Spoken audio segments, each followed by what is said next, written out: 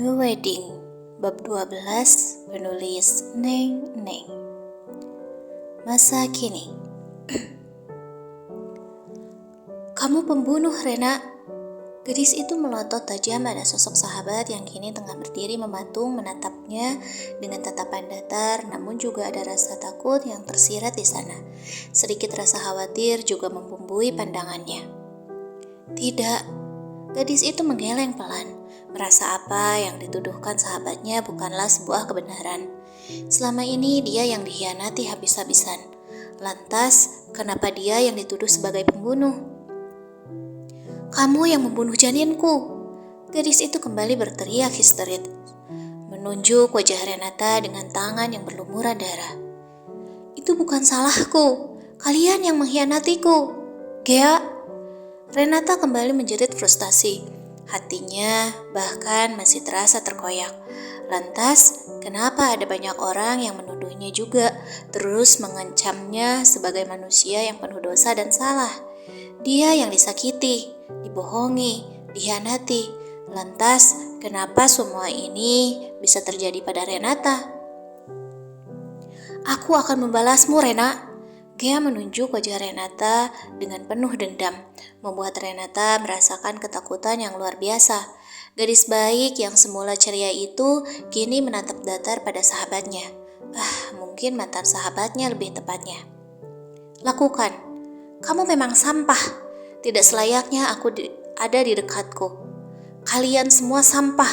Jadi wajar saja jika kalian melakukan hal menjijikkan. Semua ini adalah salah kalian.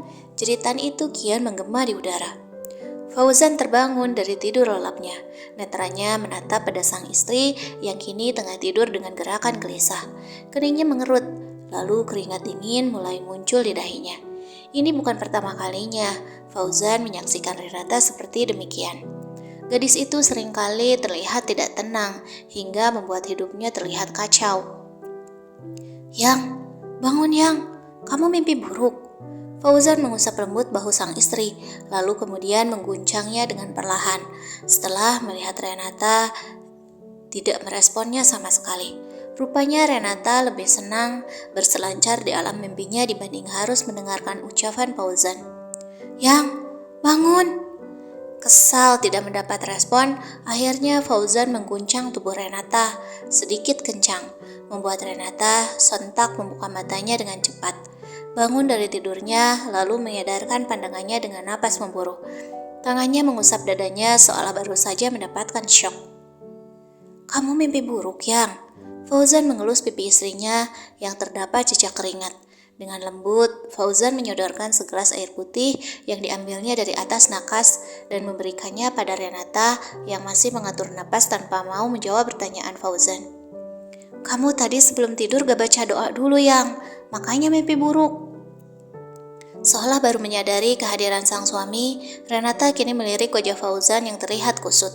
Terlihat sekali jika Fauzan tengah tidur nyenyak dan tiba-tiba saja harus terganggu karena mimpi buruknya. Renata mengerutkan keningnya dalam, merasa bersalah juga. Kamu mimpi apa, Yang? Kamu sampai keringetan gini. Kamu mimpi dikejar hantu ya? Fauzan tersenyum dengan tangan yang masih mengelus pipi Renata, membuat Renata segera meraih tangan Fauzan lalu memegangnya erat dengan pandangan mata yang kosong. Ingatannya kembali melanglang pada masa lalu. Masa itu adalah masa terkelam yang pernah dia rasakan. Trauma itu hadir kembali kala Renata kembali melihat bayangan di mana dia pernah dikhianati. Perasaan itu menimbulkan rasa ngeri berlebihan, hingga membuat Renata seketika melempar tangan Fauzan dengan cukup kasar. Renata menatap Fauzan dengan tajam dan dingin. Lalu tanpa banyak bicara, apapun, gadis itu segera beranjak dari kasur dan meninggalkan Fauzan begitu saja, menuju kamar mandi. Fauzan sempat terperangah, namun kemudian ayah satu anak itu terkekeh sendiri. Kamu kebelet, Yang? Bilang dong. Sebuah notifikasi ponsel baru saja terdengar, membuat Renata yang tengah membereskan kasur segera mengalihkan pandangannya pada ponsel yang tergeletak begitu saja di atas nakas. Perempuan itu sebetulnya bukanlah manusia kepo yang selalu ingin tahu urusan orang. Semenjak dia merasakan sebuah pengkhianatan, maka jiwanya berubah menjadi dingin tak tersentuh, cenderung enggan berhubungan dengan manusia lainnya. Baginya semua manusia sama saja, mereka berpotensi untuk melakukan pengkhianatan yang sama. Namun kali ini, Renata sedikit penasaran dengan pesan yang muncul di skrin ponsel suaminya. Gadis itu sempat membaca pesan tersebut sekilas. Chat itu dari Burhan, yang Renata tahu Burhan itu adalah sahabat suaminya. "Zan, gue salah.